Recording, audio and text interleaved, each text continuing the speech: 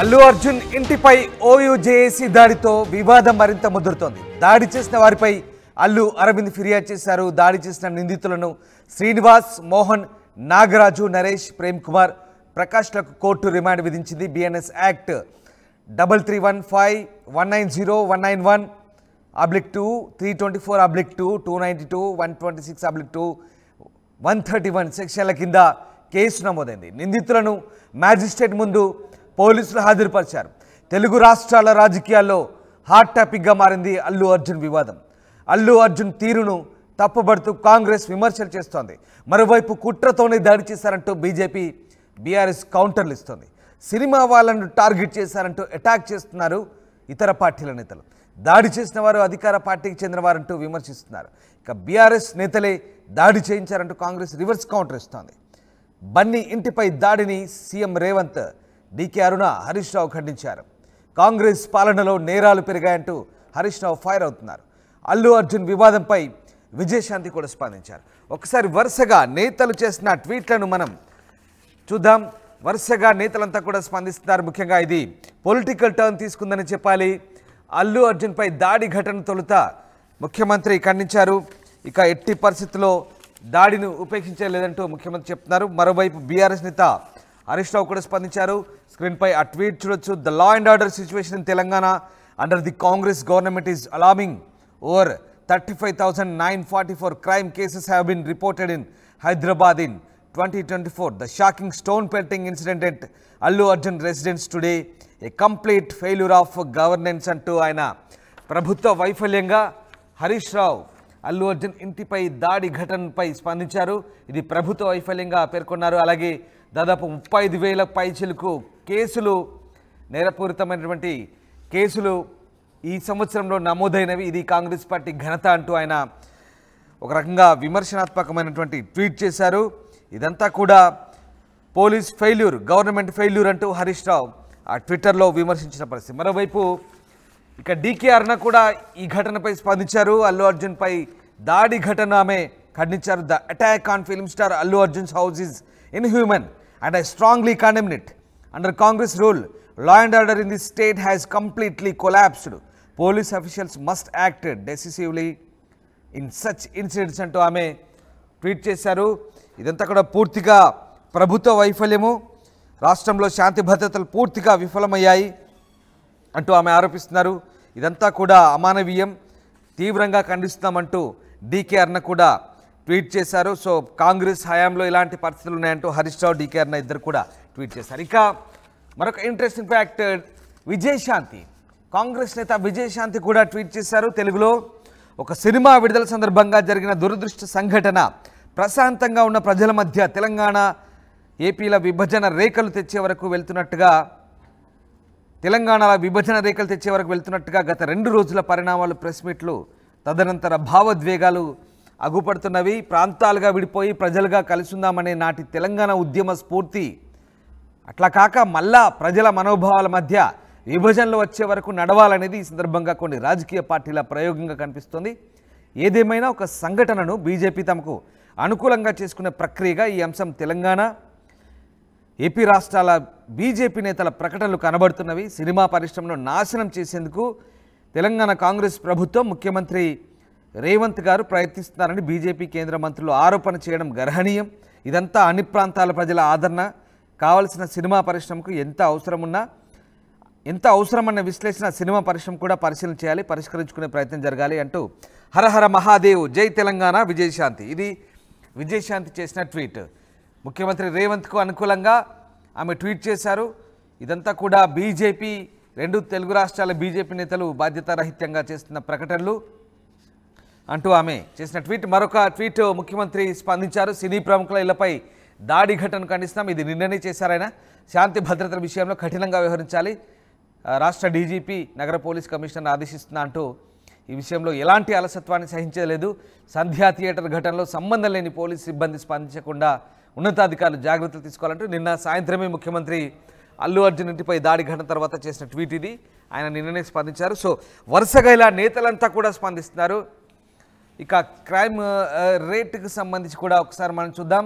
Annual రిపోర్ట్లో నిన్న police వెల్లడించిన రిపోర్ట్ అది.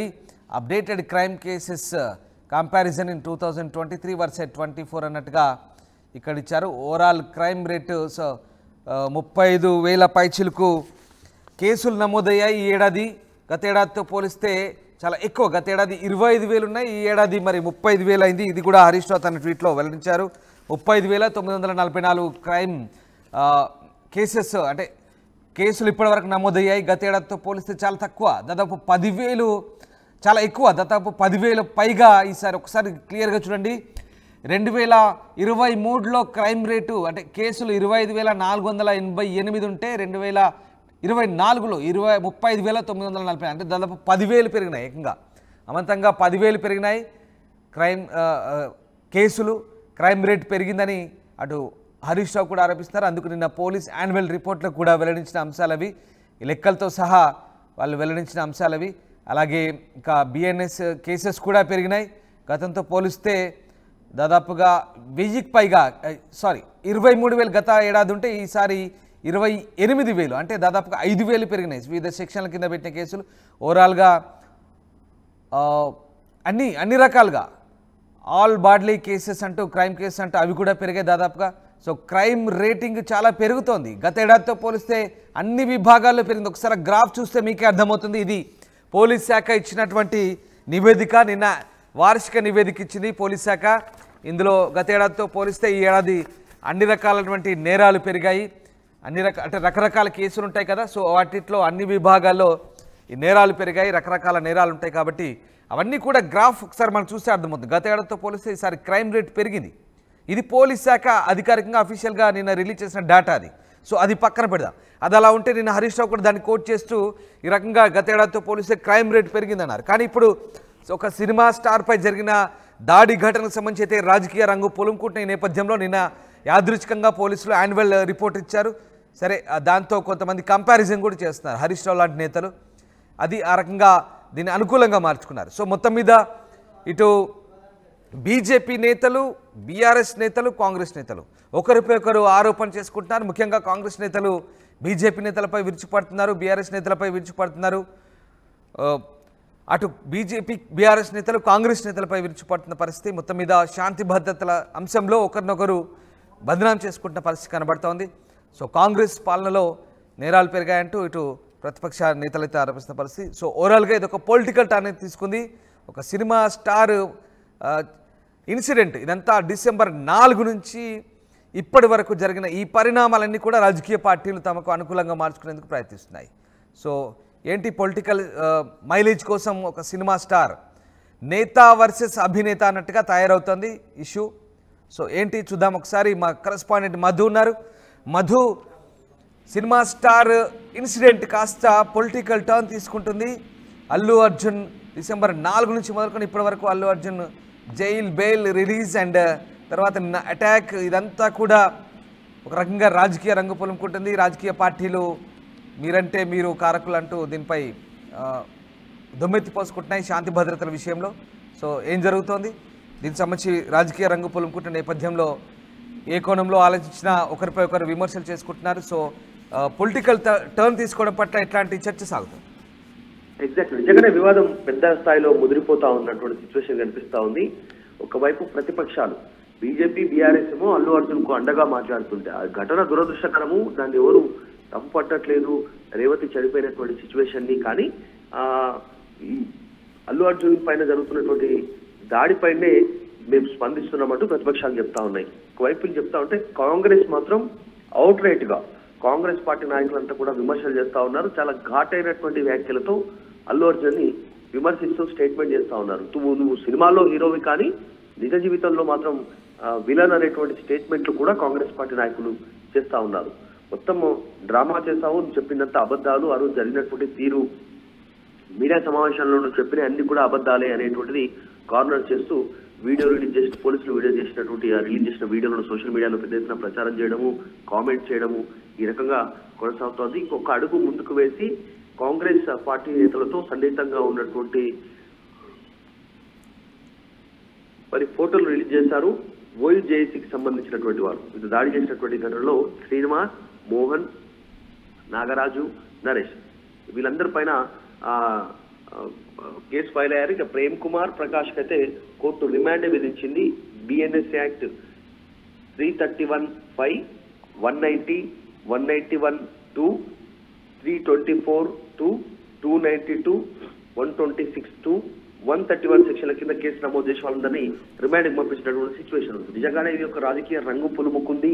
పెద్ద ఎత్తున చర్చ కొనసాగుతా ఉంది. కొద్దిసేపట్లో మధ్యాహ్నం ఈరోజు ఏఐసిసి ఇన్ఛార్జ్ తెలంగాణకు సంబంధించినటువంటి దీపాదాస్ మున్షి, తర్వాత టీపీసీసీ చీఫ్ మహేష్ కుమార్ గౌడ్ కూడా మీడియా సమావేశం ద్వారా ఒక క్లారిటీ ఇవ్వనున్నారు. అంటే కాంగ్రెస్ చేపించింది దాడి అల్లు అర్జున్ పైన అనేటువంటి జరుగుతున్న ప్రచారానికి సంబంధించి వాళ్ళు రెస్పాండ్ కానున్నారు ఈరోజు మధ్యాహ్నం 1 o'clock. అదే విధంగా దీనికి కౌంటర్ గా బీఆర్ఎస్ తర్వాత అటు బీజేపీ సంబంధించిన నాయకులు కూడా మీడియా సమావేశాలు ఏర్పాటు చేస్తా ఉన్నారు. ఇది కాస్త అల్లు అర్జున్ కు సంబంధించిన సందా థియేటర్ లో జరిగినటువంటి ఘటన కాస్త రాజకీయ పార్టీలు ఇప్పుడు ఇన్వాల్వ్ అయ్యి రాజకీయ పార్టీలు ఒకరిపై ఒకరు విమర్శలు చేసుకునేటువంటి పరిస్థితి కొనసాగుతోంది. ఇది ఇంకా పెద్దదయ్యే అవకాశం ఉంది. అల్లు అరవింద్ కంప్లైంట్ చేశారు. ఇంకా దీనిపైన ఇంకా పెద్దగా ఎత్తున పోయే అవకాశం ఉంది.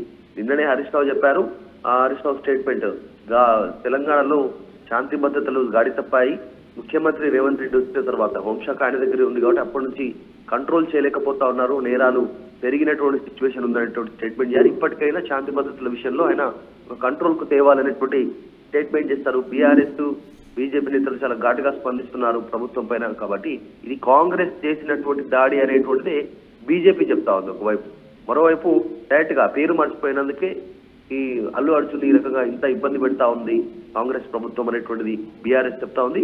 కాంగ్రెస్ అయితే అవుట్ రైట్ గా అల్లు అర్జున్ విమర్శిస్తున్న సిచ్యువేషన్ అయితే కనిపిస్తా ఉంది. చూడాలి ఇది ఎక్కడి వరకు వెళ్తుందో. ఇంకా వివాదం ముదిరి ఇంకా పెద్దదయ్యే అవకాశమే కనిపిస్తా ఉంది. రామ్ రైట్. అంటే మధు ఇప్పటికే నేతలు వరుసగా ట్వీట్లు చేస్తున్నారు, ఒకరిపై ఒకరు ఆరోపణలు చేసుకుంటున్నారు. బీఆర్ఎస్ ప్రోద్బలంతో జరిగిందని కాంగ్రెస్ చెప్తుంటే కాంగ్రెస్ ప్రభుత్వ హయాంలో పూర్తిగా లా అండ్ ఆర్డర్ క్షీణించిందంటూ ఆరోపణలు పరస్పరం చేసుకుంటున్నారు. ఇక విజయశాంతి కూడా స్పందించారు. ఒక రకంగా మళ్ళీ ఇది ఎక్కడికి వెళ్తుంది, విభజన రేఖలు తెచ్చే వరకు వెళ్తున్నట్టు పరిణామాలు ప్రెస్ మీట్లు ఇవన్నీ కూడా కనబడుతున్నాయంటూ ఆమె స్పందించారు. సో సినిమా వాళ్ళకి ఎంత ఆదరణ కావాలో పరిశీలన చేసుకోవాలి అన్నట్టుగా ఆమె విశ్లేషణ చేసుకోవాలని ముఖ్యమంత్రికి అనుకూలంగా ఆమె కూడా చేశారు ఒక ట్వీట్. సో ఈ రకంగా అంటే సో ఓవరాల్గా ఈ మొత్తం వ్యవహారాన్ని ఇక్కడ బీజేపీ, బీఆర్ఎస్, కాంగ్రెస్ ఎవరికి వారు అనుకూలంగా మార్చుకుంటున్న ఈ నేపథ్యంలో అసలు ఒక సినిమా స్టార్ ఇష్యూ పొలిటికల్ పార్టీస్కి సంబంధం ఉందా లేదా అంటే దీనికి సంబంధించి ఎలాంటి జనాభిప్రాయం వినబడుతుంది?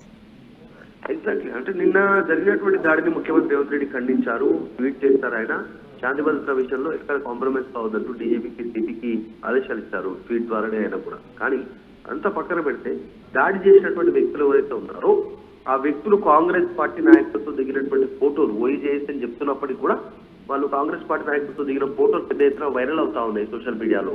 అటు చాపల కిరణ్ కుమార్ రెడ్డి ఎంపీ, తర్వాత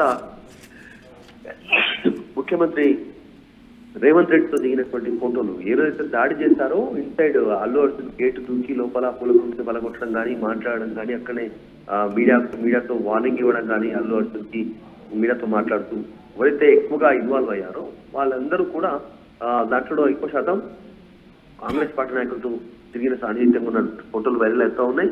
అదే దీన్ని కాంగ్రెస్ పార్టీ నాయకులు దాడి చేయించాలనేటువంటి స్టేట్మెంట్ చేస్తా ఉన్నారు. కాంగ్రెస్ దాన్ని పెద్దగా ఖండించకపోయినా ఇంకా ఎదురు దాడి చేస్తా ఉంది. నిన్న జరిగిన దాడి తర్వాత కూడా కాంగ్రెస్ పార్టీ నాయకులు మళ్ళీ వీడియో సందేశాలు రిలీజ్ చేశారు.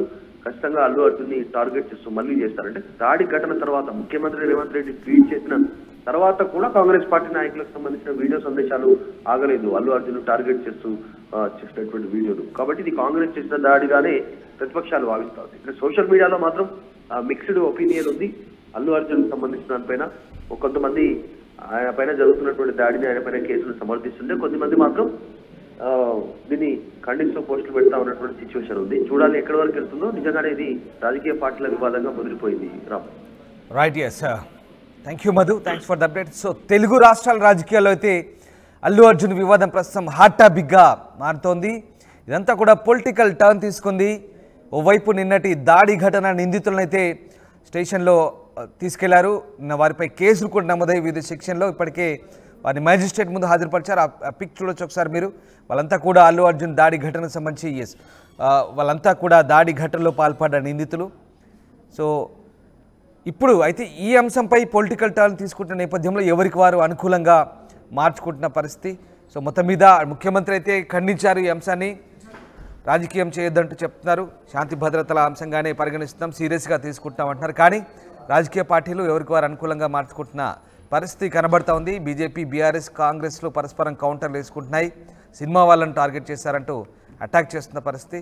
సో ఏదేమైనా ఈ అంశం ప్రస్తుతం రాజకీయ రంగు పులుముకుంటున్న నేపథ్యంలో మళ్ళీ ఇంకా ఎలాంటి పరిస్థితులు దారితీస్తుందో వేచి చూడాల్సింది. ఎందుకంటే ఓయూ జేఏసీ మళ్ళీ నష్టపరిహారాన్ని చెల్లించకపోతే మళ్ళీ దాడి చేస్తామంటే హెచ్చరించిన నేపథ్యంలో మరోవైపు పోలీసులు కూడా అలర్ట్ అయ్యారు. ఇప్పటికే పోలీసులు అప్రమత్తత చర్యలు తీసుకుంటున్నారు. ఇంకా అల్లు అర్జున్ వ్యవహారం ఇంకా ఎన్ని రోజులు తెలుగు రాష్ట్రాల్లో ప్రజల నోళ్లలో నాంతుందో, ఇంకా ఎలాంటి పరిణామాలకు దారితీస్తుందో అనేది మాత్రం ఆసక్తి రేపుతోంది.